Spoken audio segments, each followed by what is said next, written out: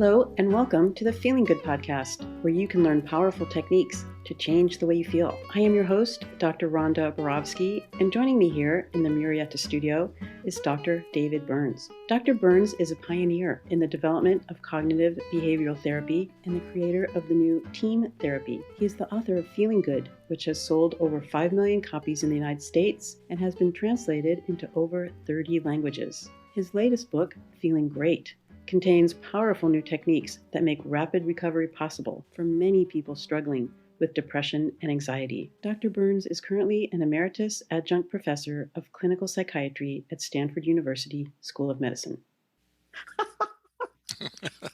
Hello, Rhonda, and hello, Yehuda.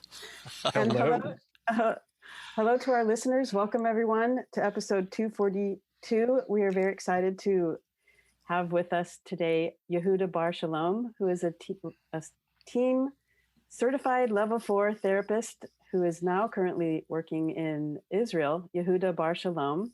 But before you were working in Israel, Yehuda, you were the director of a university in Mexico City. Is that correct? Yeah. The president of a university, is that right? Yeah. And when I first met you, and we were having dinner, and you were attending one of my workshops, I guess you'd flown up from Mexico City, which was impressed me. And the workshop, I think, hadn't begun. It was just maybe dinner the night before day one or something. And I thought, oh, this is so cool. I'm meeting someone who's going to be in the workshop. And then when I found out that you were a president of a university, it blew my mind, because that to me is like talking to a god. But you were just an ordinary person, and it's just been such a pleasure to meet you then and to develop a wonderful relationship over these many years. And now you've flown from Mexico City to doing some cool things back in Israel again. So that's what we're going to find out about today. Yeah. Well, before we do that, I'd love to read a podcast endorsement regarding your podcast 236, our podcast episode 236, which we published, I think, on April 5th. And that was an Ask David entitled, Does Objective Truth Exist? And Ed G wrote to you, Dr. Burns, in reference to your statement about having folks on your podcast that aren't afraid to air their dirty laundry in front of folks, who are not afraid to air their dirty laundry in front of folks. This is so helpful to others as they see the world did not end when the client aired their dirty laundry, and it builds confidence in those considering doing the same, as I'm sure you are already aware. Congratulations on the book, now being translated into 30 languages. And by the way, the Feeling Great book club, being organized by and led by Brandon Vance, is going fantastic. Best regards, Ed G. Well, thank you, Ed G. And I certainly agree with that when people allow us to publish and their live work, often in a Tuesday group, it's so meaningful to people and so helpful. And when people, what you call, Ed, sharing your dirty laundry, in other words, letting people know about how you feel inside, your vulnerabilities, your insecurities, rather than hiding them and trying to impress people, it's always terrifying for the person who's the patient, because they have the expectation that others will probably judge them and look down on them. And then you discover that people have the opposite effect, and they love you more, and they feel grateful, and they learn from you. And that's one of, I think, the really beautiful things about TEAM-CBT, or perhaps any really outstanding psychotherapy, that it's not just about feeling better, but it's about a deeper understanding of your humanity and what it means to be human, and what it means to be enlightened. Sweet. Well, Yehuda, tell us about yourself. Tell our listeners who don't know you as well as David and I know you about how you became a TEAM-CBT therapist and how you became president of a university in Mexico City, and then what you're doing in Israel. And that's what we'll be talking about today. Thank you, Rhonda. Thank you, David. It's really such an excitement being in the podcast. When I started listening to podcast one way back then with Fabrice, driving to I was in Israel then, listening to David and Fabrice. It's like a dream. A couple of years later, actually being in the podcast and getting to know David and Rhonda and so many wonderful people in the team community, especially Daniel Minty, who is my mentor, and David for all his contributions. I am 61, married to Amira, have 3 kids, and basically I was a researcher most of my years, but I was a sort of a strange researcher because I was taken from the school system. I was a teacher, but I started publishing a lot. I was doing my PhD, and academia basically told me, oh, you're going to influence so much more people if you do research and if you train teachers. And I sort of said, okay, but I always felt very jealous for the people that actually stayed in the school system, rolled up their sleeves and did the educational work that I think is so important, especially in Israel, which is a multicultural country where we have frictions between Jews and Arabs, and we have frictions within separate Jewish communities and Arab communities, and lots of challenges. And I did the research on schools that really try to change Israeli society, like a school where Jews and Arabs study together, or where a school that integrates migrant workers' kids with Israeli kids. And I really felt so jealous that at the age of 50, I approached one of those schools. That was 11 years ago. And I said, I want to work with you. And they said, oh, we need a therapist, a school counselor. And I said, I'll go study school counseling. You just wait for me. So I went and did I don't know, 20, 30 years after the doctorate, I did a master's in school counseling. And I started working with whatever tools they gave me there, and, for brief interventions, but it was not enough. I wanted more. So I took a 2-year CBT training. In Israel, there's like an association for cognitive behavioral therapy. And there are many 2-year programs. And I was very lucky because in the 2-year program that I enrolled in the Psagot Institute, part of the training was Team 1. Maor Katz, who is the director of the Feeling Good Institute, he used to show up and give a workshop on level 1. And I remember vividly, he was not using, any PowerPoint presentation. He just basically wrote TEAM, the model, basically explained that's the way it works. And he said, well, that's the whole system. I mean, and of course, he went step by step explaining and then giving some additional information about the magic button, dialing down, and a lot about melting the resistance, which at that time was still called the paradoxical agenda setting. And I said, oh my gosh, this is what I want to do. And another great thing about the Psagot Institute training is that they sold David's book like it was like the Bible. I mean, they translated into Hebrew. And by the way, in all the cognitive therapy programs in Israel, I believe the Feeling Good book is one of the core tools that they use both for the upcoming therapists to get good skills.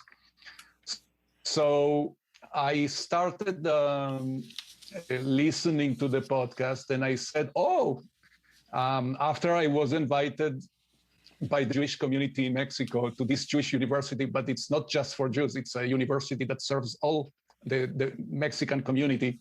I was invited after being a well-established academic in Israel to lead it. And I said, this is an opportunity to nudge David, go to all the workshops. So I don't know, I flew to 5 or 6 of those. And I started going to the online trainings. I started doing a lot of one-on-one with Daniel Minty, then joining lots of workshops and groups. that's how I met Rhonda. And I was very lucky while in Mexico to have Jill Levitt and Angela Crum and Heather Clegg and Rhonda Borowski. And of course, Daniel Minty, who is still involved with Mexico. I am still involved with Mexico, and we do it totally for free, just because we like the people and we want to be in contact. But there's no financial obligation for those people towards me. No, nothing like that. In Mexico, it was great because many people are caught in what I would describe as very old paradigms of what therapy is, something that has to last many years, in which you become sort of like a member of the family, if it's a family, or a substitute developmental figure, which makes sense. We also do that in TEAM, but I think it's in very briefly, you can achieve the same results that a very long therapy. So when I started teaching in Mexico, it was like fire spreading all over, and people would bring their friends. And there were two kinds of people showing up. There were some very affluent Mexicans from Mexico City showing up at the trainings. But at the same time, in the same class, we would have people, and I told David, that would make, I don't know, $5, $10 for a therapy session. And David was very generous for the materials being, basically given almost for free for those people. And we were very lucky to get David's support. And now Victoria is leading one of the students. She's a level 4. She's a trainer herself, and she's doing wonderful things all over the place and continuing to do in Mexico this wonderful, wonderful work. That's Victoria Chicurel, who was one of your original students and has now worked her way up to be a level 4, and she's doing her own training. Yeah. Yes, we're planning to have Victoria on her own podcast when her project is finished. Yeah. Lucky you. Yeah, great. And now, after you were finished with your work at the university in Mexico City, you returned to Israel, and now you're again working with school counselors, I believe. Can you tell us about your work with the school counselors now? And I believe you're teaching them team therapy. Is that right? Yeah. It's I was very lucky there's a great school counseling program, a master's level program at the Ramat Gan Academic College. And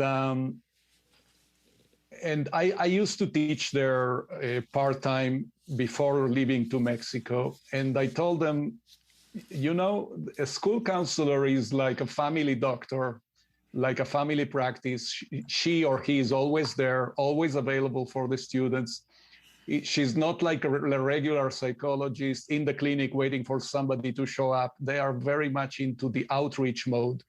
And I said, look at this model. If we teach the team skills, they will have tools that will immediately create a connection with students, and that would be able to direct the students, if the student chooses to do so, into a much more productive way if they're having problems with behavior, if they're having problems with addictions, if they're having problems with moods. And David is pretty well known in Israel as because of the books and the promotion of his writings in CBT programs. So it made sense to them. And now I am teaching all the generation, the current generation is getting at their second year TEAM-CBT level 1. And I'm very happy that David is going to visit, like he visited us in Mexico way back then, in one of the Zoom classes that we are doing. And of course, there's always people that maybe they were trained in other ways or they heard other things in classes. But I think TEAM basically integrates everything that they know, but puts them in a very well organized way with the target of fast improvement of the student. And I think that TEAM gives the school counselor, as a brief therapist, the ability to connect very, very fast with the students. And of course, they will fail at the beginning. They will make many mistakes, but we learned in TEAM-CBT to fail forward, to accept that we make mistakes, and humbly, especially when we look at the evaluation of the sessions at the end of the session, that is very important, to check what is it that we are doing wrong and improve. Cool. So Yehuda, it sounds like I'm curious about how you're teaching TEAM and it sounds to me, tell me if I'm getting this right, that it's like a two-prong approach. Like you're teaching the school counselors to apply team therapy with their students. And are you also teaching the students some of the tools within the team therapy model? Yeah, I will talk a bit about that. I forgot to mention that also I'm working with, well-established therapies like Ofra Satat, who's a clinical social worker, Michael Steiner, who is in Switzerland, people that are already therapists that want to study team. There are quite a few of those. But this is the first time I believe that any academic program in Israel integrated a course in TEAM-CBT. So my vision is that the school counselors would do something that I am doing at a school. Because if you remember, I told you I dropped research because I really wanted to join the wonderful school I did research on, and that it's doing such a great job with at-risk kids. So I joined that school. And what I did at that school is teach the teachers how to use the 5 secrets, how to identify the negative thoughts in them and with the students, and how to totally change the communication with the students. So what we did, and of course, we always have to retrain, because after 1 or 2 years, it sort of like gets forgotten, and we have to infuse it a bit more. But certainly the whole idea of the 5 secrets, cognitive distortion, psychoeducation, understanding how our brain works, and especially how to work with the students' motivations, like understanding all the good reasons why one of your students is choosing to do something that you don't like, and really being able to have an eye-to-eye, heart-to-heart contact and say, I totally understand you, that this is where you're at. There's another possibility that you are contemplating, but I am not in the position to tell you what to do. And many, many times that motivational talk makes the teacher engage the student back into what I think many times serves the student's long-term goal versus some gratifying short-term goal that doesn't really serve them, like using, smoking, being very aggressive, shouting, not doing their homework, et cetera, et cetera. So that's my image. I am a sort of like academic who is still once a week working at the school setting. So I always bring real examples of the usage of team with the staff to teach them a new language, especially the 5 secrets and motivation and identifying the distortions and looking for other ways to think and behave in a certain situation. So that's how I want the school counselors to grow, to be able to teach the staff, be very meaningful with the staff, and be very, very meaningful with the students in cases when the staff cannot do it by themselves. Yeah.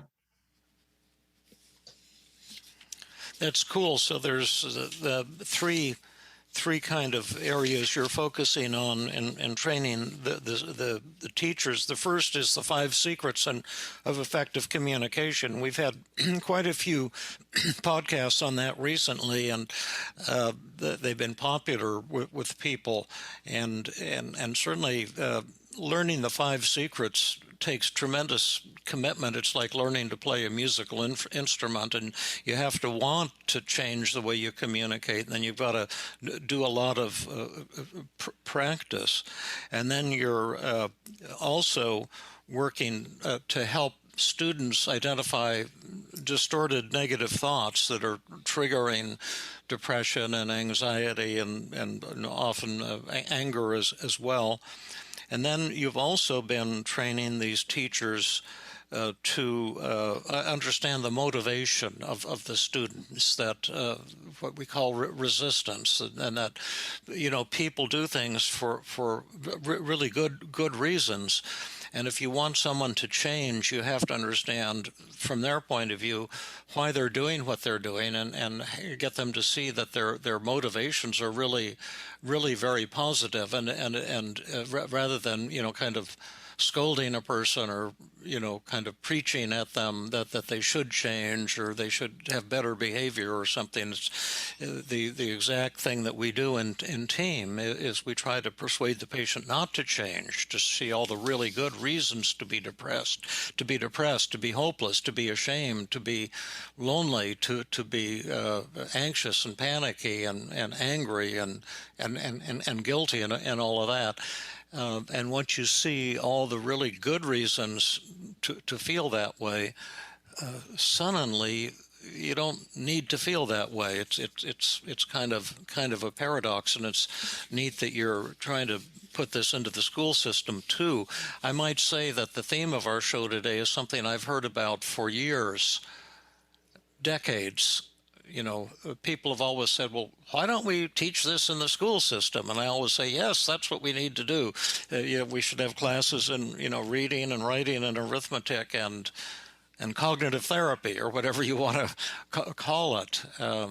And for some reason, it's not included in the schools. And you're the first person I've met who's actually doing that in a practical way. Now, I know Rhonda has tons of super questions for you. I have just one. How much training do the teachers get? Like an hour or many hours? Do they have a weekly seminar, or because TEAM is not easy to learn? Yeah, we had 15 sessions of 2 hours when we did it as a formal training of applying cognitive behavioral techniques in the TEAM model for the schools. And basically I told them rudimentary the TEAM model in ways that they could use, in which in the 10 steps to self-esteem, I looked at the model and I adapted it and added the parts that you added later with melting the resistance when you made it more clear. So we also added that to the model. And the beauty about the model is that you don't need to use big fancy words. I mean, it's very, very user-friendly. But even with its apparent simplicity, you are absolutely right that, it's one thing that you telling people that they have to agree to the attack and find something in truth, and really being able to do it. It really takes a lot of practice. Even in the simulations, as you know, it was not so easy. And Daniel Minty really helped me a lot. And for school counselors, it is, for example, the grumpy teenager that sits in your office because somebody told him, go meet the school counselor, the educational counselor, because you did something. So he's looking at you like he wants to kill you. And you tell him, Joey, you're looking at me and I'm imagining that you think that this would be a waste of time and that you want to escape from my office. Actually, I would like to escape with you. I mean, it's yeah, right. It makes total sense. I mean, you did something, and they are thinking that maybe I will fix you or something, and I just don't know how to do that. And I guess you're frustrated and angry, and I feel a bit awkward. And I heard that there was some commotion going down at the hall. And maybe you can tell me about it later, but why don't you first fill up this form? And then he fills the brief mood survey and he's like angry, going like, a locomotive. Well, and I said, wow, you're very angry. I guess something really horrible happened today, or maybe you want to share. And then they start talking and it doesn't stop just because of the acknowledgement of he doesn't need to tell me anything for me to understand that there needs to be some disarm, some empathy to what he may be thinking and feeling, how I feel about the situation. And by the way, something about measurement, using measurement is so important because I used to be so romantic. I did this qualitative, fancy ethnographic research that has a lot of words and descriptions, and quantitative data is no. But then when I met the TEAM model, I discovered that measurement is actually a tool for empathy because it really helps so much. And wow, you are 10 out of 10 angry, or in our case, 4 out of 4, you know. And and it's such a good opener, and also during the session, because actually the team model can happen cyclically in one session 6 times. You can say, oh, so tell me about it. How angry do you feel right now? Or am I getting you? How am I getting you 9.5 out of 10? Okay, what would bring me to a 10? So using measurements a few times in the session, it's actually very empathic, I think. Yeah. Yeah. Yeah, right. Another thing that maybe is working to your advantage is when you're teaching school teachers, or even kids, the teachers wouldn't have the idea that they're experts. And so they probably appreciate what they're being taught. Whereas when we're teaching therapists, it's kind of annoying because they've been taught all this stuff that is, to my way of thinking, pretty dysfunctional. Like they think that measurement is a negative thing, and that a good therapist knows how the patient feels. And nothing could be further from the truth. But people get into they're like cult members, and they have these beliefs that they've been trained in. So we have to train people to unlearn, what they believe, and they often don't take kindly to that. Plus, there's all this new stuff to believe, so to learn, and so it's really interesting what you're saying, that in a way your so-called students are probably a little bit more open to learning new things, but it's still a big challenge to teach these things to anyone. So Yehuda, you're teaching them both to teachers and to school counselors. Yeah. And then are the counselors, I'm imagining that the school counselors have practicums or internships while they're in school, where they're working in a school directly with students. And then are they applying the team model and then reporting back to you how it's going? Yeah, Could you tell us about that? Those are like the aha moments in the class, because it goes like this. First of all, the educational counselors, most of them were teachers like me. I was a teacher, and I was a very happy teacher till I was 30-something. And then I went into academia, and then I missed the actually being around people. And I think that TEAM is really, for me, a psychoeducational model. And it really makes sense for educators, people that came from the education, even though they have the resistance, because especially when you're a school counselor, you hear all kinds of theories. And it's true that when I work with psychiatrists or psychologists, like in Mexico and in Israel in some cases, and social workers, some of them have more resistance because they already developed their ways, but sometimes it does integrate with some of the stuff that they learned. That also happens. But I have a mantra that I keep repeating, and it goes like this. When I train school counselors, don't believe me. Don't believe David Burns. Don't believe Rhonda Borowski. Don't believe Daniel Minty. Take the model. Do measurement at the beginning, do measurement at the end, do the evaluation of the session, use the 5 secrets, and keep rolling with it, and you tell me what happens.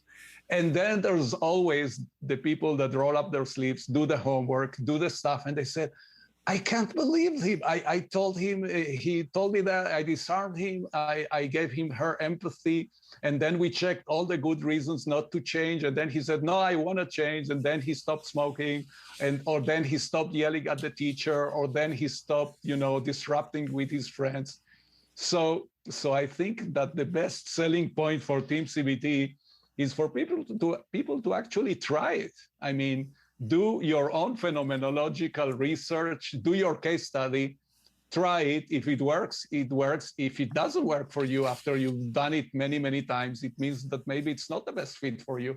But in most cases, when people really leave their ego for a second on the side and try the model, be pragmatic about it, then they get convinced more than hearing me or hearing David or you. Yeah.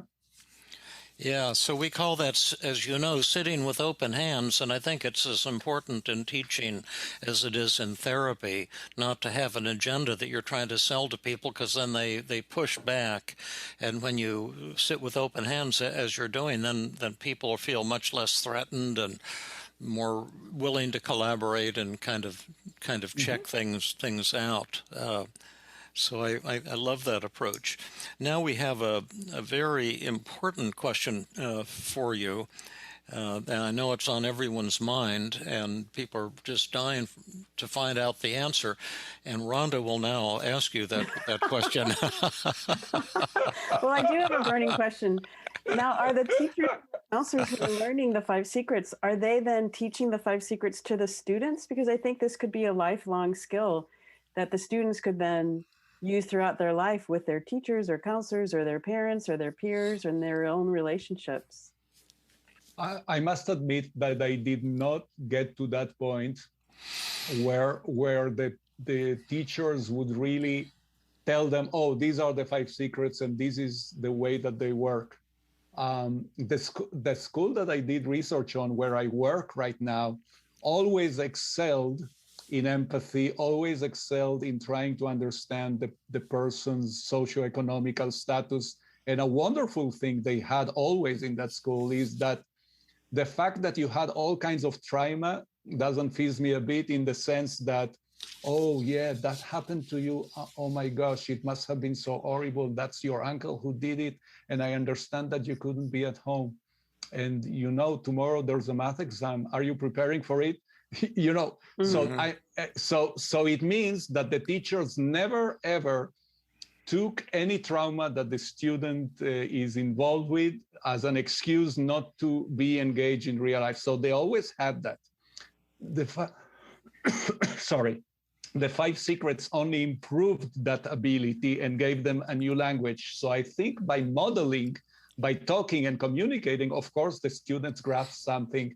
I never thought about it until you just told me that it could be really a subject that could be told and practiced by the kids at school. It's a very interesting idea.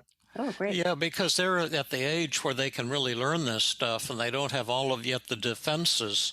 And when I've worked with adolescents, I've really enjoyed it. And the members, the team therapists like Jeff Lazarus and Taylor Chesney in New York and Jacob Towery and who are working with the kids and teenagers, I think they have really good results and really enjoy their work and get a lot more buy-in. When I've been working with kids, which isn't that often, but I have on a number of occasions, I've always really enjoyed it because they think because we're older we know something. I mean, they might rebel, but they still think that we're kind of experts or something.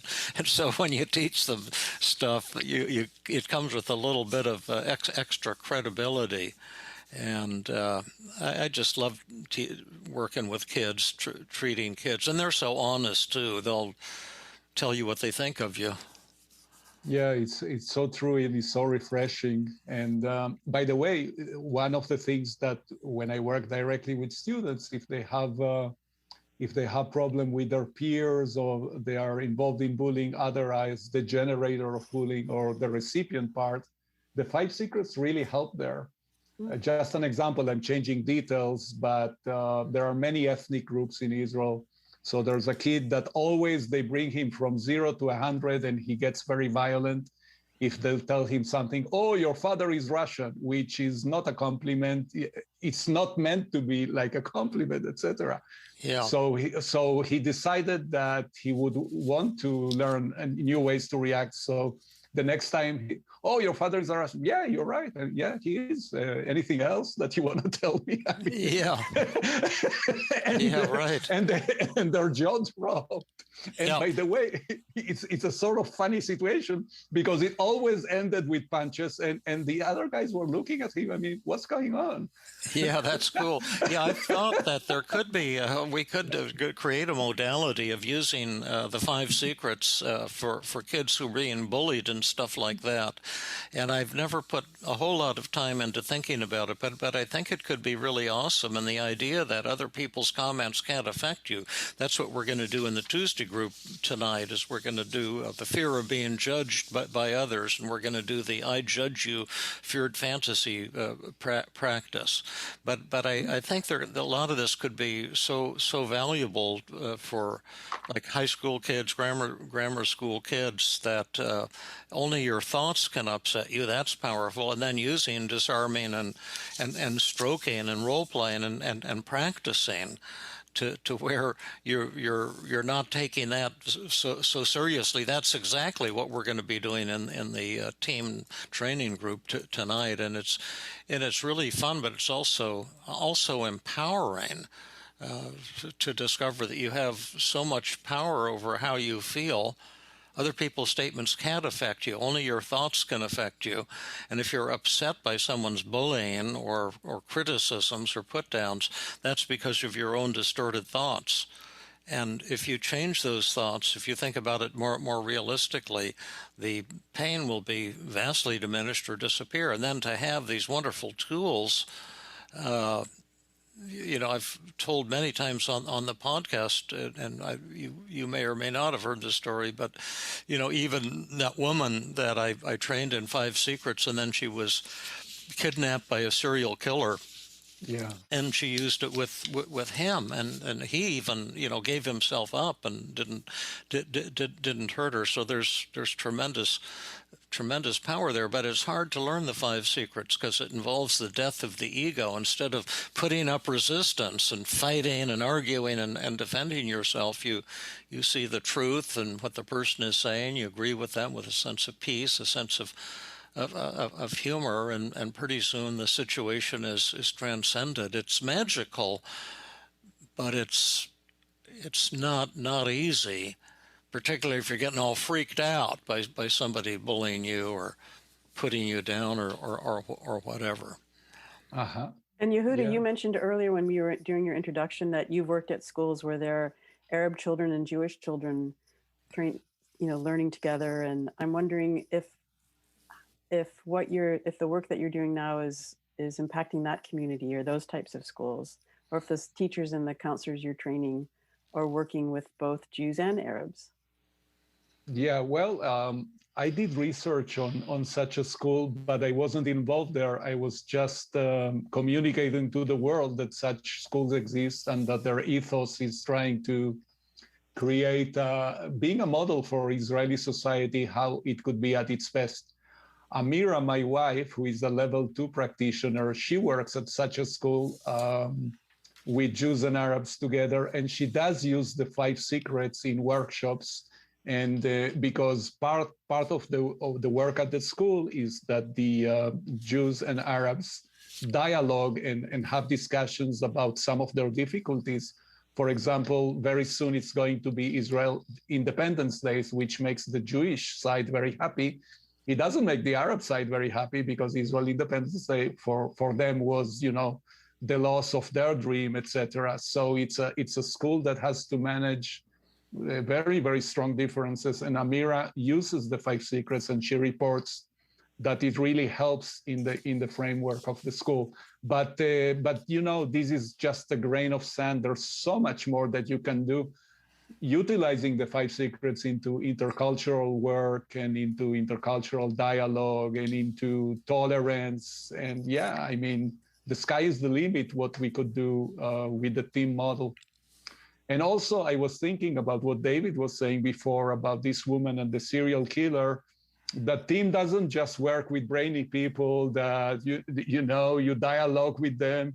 Yehuda, with those people you can dialogue. But David has something that was replicated by me in several instances in Israel when he was driving with his car, with the cleaning materials for his dog.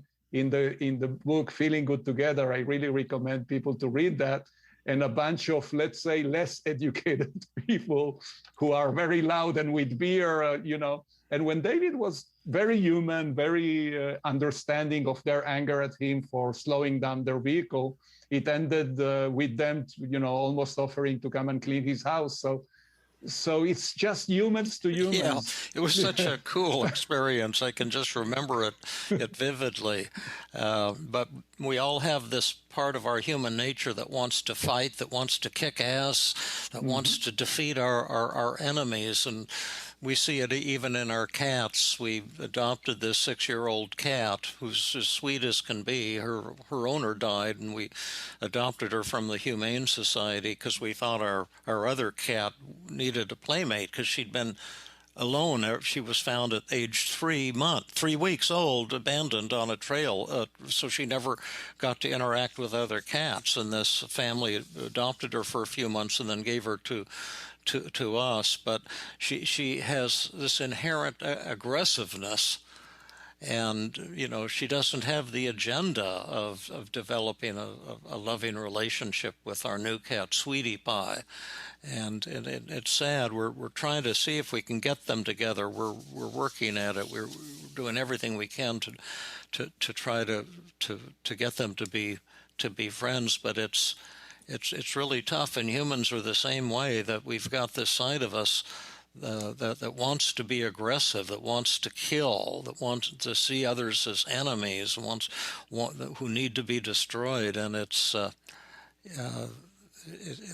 the dark side of human nature, and as you both know, it's so powerful, and so that's the fight always between the forces, and this is in the Old Testament too, and the Jewish scriptures are all about the forces of darkness and the forces of light, and decisions that have to be made. I'm just babbling incoherently, but what I'm just trying to say is that this training of people with 5 secrets is more than just training.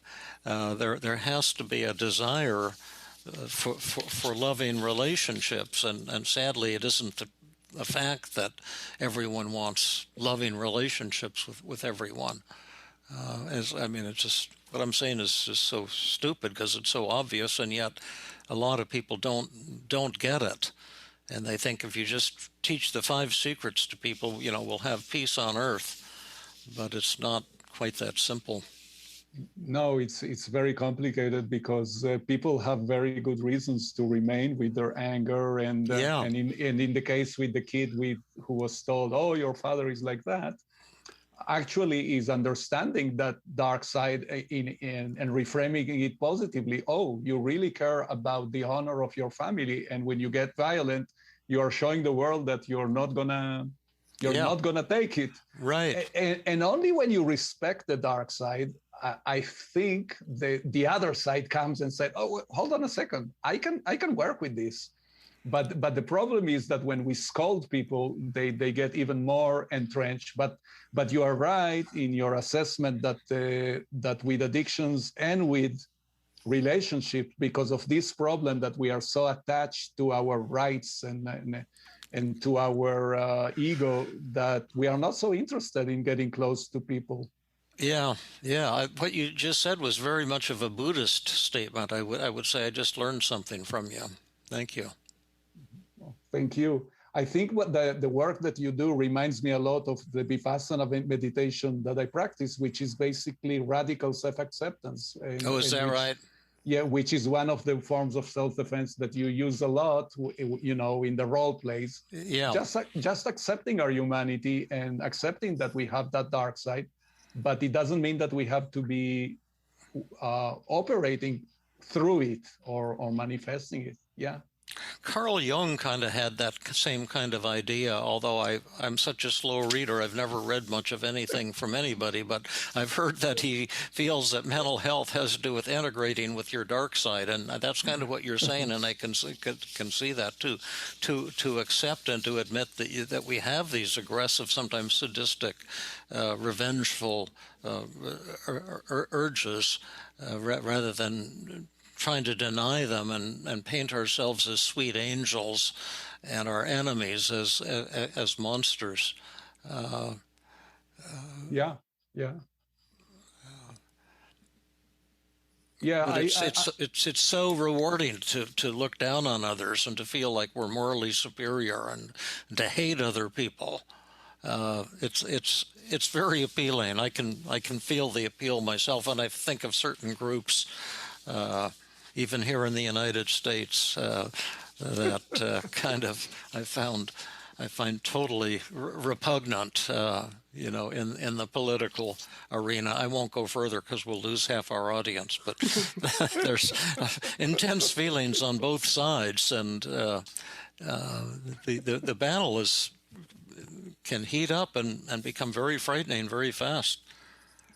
Yeah, I really like what you say, and they're all over the world. There are groups like that, unfortunately. Yeah.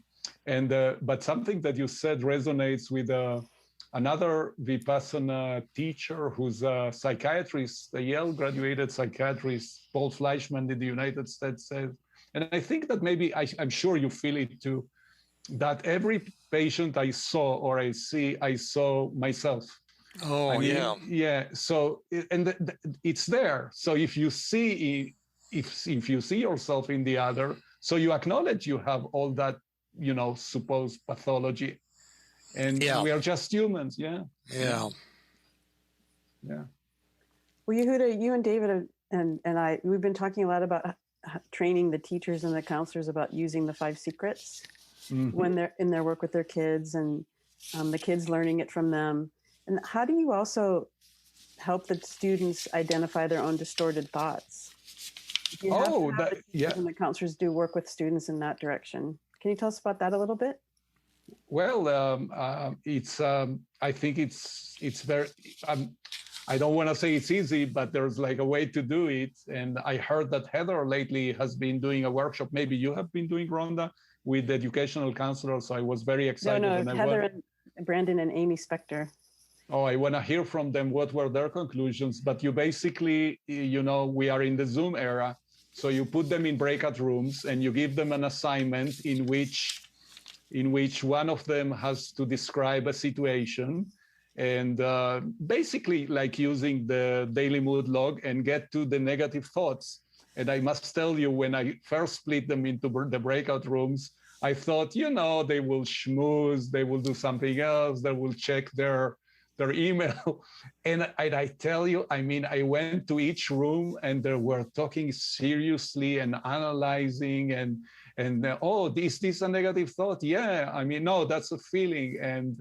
And what is the distortion here? And it was just amazing, because many of them never even heard about cognitive distortions, which is something, the famous list that David gave to the world of the 10 distortions that, for many of them, even that was the first time that they met. And actually identifying the distortion is one of the techniques. And for many people, it was just, wow. I can change the way. It's like in the 10 days to self-esteem, people were asking David, wait, can I think like that? So in a sense, one of the reports when they came out of the breakout rooms and reported is, I can think about it differently. And sometimes I would do a follow-up sort of session in front of everybody, telling her, this is not therapy, etc. But we have 5 minutes. Would you be willing? And I don't do it because I hate forced intimacy. Would you like to continue with me? And many, many times we did some more deepening of what they discovered in the breakout room. And then are these students you're talking about, teenagers, or? No, what I just said are the school counselors. Oh, the school counselors, yeah. Usually between 30 and 50 years old, that they have been, many of them teachers for many years. Some of them have been social workers and other professions who want to be school counselors, which is educational counselors, like licensed counselors in schools, and giving systemic grief therapy and counseling for students with their difficulties at the school setting. One thing that I've been wanting to branch out into a little bit is more working with the general public, and some kind of psychoeducational workshops that will not be therapy, because I don't want to have liability, malpractice liability, and I don't want to be entering into treatment relationships with people. But I think it would be, we have all these podcast listeners, people who are listening right now who aren't therapists, who I think would love the kind of thing that you're describing, that we could be setting up exercises for them to be learning various aspects of the team model. And of course, I'm creating this app for people as well. That is going to be a really great way for therapists, or especially the general public, to really learn all of these concepts and have exercises to practice them and get really good at them. And we've been thinking we might want to set up some workshops as well for the people who are using the app, or maybe just people listening to the podcast, where they could maybe come once a week to a 2-hour workshop or something to hear a recovery story, and then ask questions and practice certain techniques. It's all a little fuzzy right now, but there's quite a bit of energy moving in that direction right now. In my little circles of people, and in my brain, it's kind of a new dimension. So Yehuda, but you were telling us that story about the teachers in breakout rooms, because once the teachers can identify their own, tell me if this is right, once the teachers are identifying their own negative thoughts and cognitive distortions, then they can then feel more confident when they're working with students to do the same? If I'm going to separate it. If it's teachers, they can work with the students. If it's school counselors, the school counselors can teach the teachers how to do it with the students. Because I think the beauty about the team model is that we have to go through the motions emotionally, physically, cognitively ourselves before we teach it to others. In terms of wrapping up for this podcast for today, can you, if somebody is interested, so many of our listeners are around the world, if someone is interested in becoming a school counselor and learning the team model or implementing the team model, whether a school counselor or a teacher, do you have advice for them about, or do you have an opinion for them about the best way to go about doing that, or how? Should they move to Israel and work with you, or what should they do? I mean, not just how to get that training, but how, something, some wrap up, final statement about how team model is used in the school system. Yeah, just say something tremendously important and inspiring. Yeah, and motivational. Conclude this episode, Yehuda. About saying something very smart. Or I remember in San Francisco once I sat next to David, and I was really trying to impress him, say something smart, and he looked at me like, let's just shoot the breeze. Let's hang out. Yeah.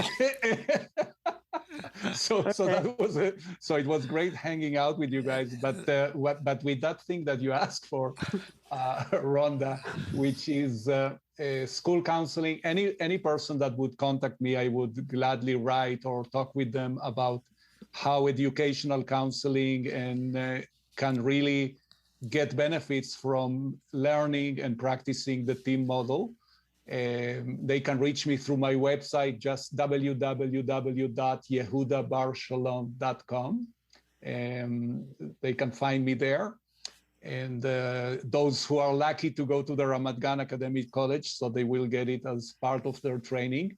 And if people are interested in aligning from all parts of the world, in doing all kinds of things for free or for very low cost to make TEAM-CBT more accessible to more people. I'm not against people living in expensive areas charging whatever you need to charge to make a living. It's okay that people make a living out of team. But there are some people that because of that will miss the opportunity. One of the things that they can do is listen to this podcast, because listening to the podcast, walking my 1-hour Chihuahua every morning and listening to you, Rhonda and David, it's a healing experience for me always. Now I am with Brian and his wife, and I'm looking forward to catch up. Fantastic. Who's Brian? Brian from our podcast. Brian Wright from 235, who is talking about his. Oh, Brian. Oh, yeah, Brian. I think we might have him back on and have a program on growing up Black. Yes. And he's expressed an interest in doing that. And I think it would be really fun for him and his wife to just tell us what has it been like. Yeah. He's a character, and he's a tremendous person. Brian Wright, that's right. Okay, Yehuda, well, thank you so much for coming and talking to us about you educating teachers and educational counselors in Israel, but also in Mexico City and now throughout the universe. Yep. Thanks, Yehuda. It's always fun to hang out, and today was no exception. Thank you so much, David and Rhonda. It was a pleasure. Sweet. Right. Until next time. Bye-bye. This has been another episode of the Feeling Good podcast. For more information, visit Dr. Burns' website at feelinggood.com, where you will find the show notes under the podcast page. You will also find archives of previous episodes and many resources for therapists and non-therapists.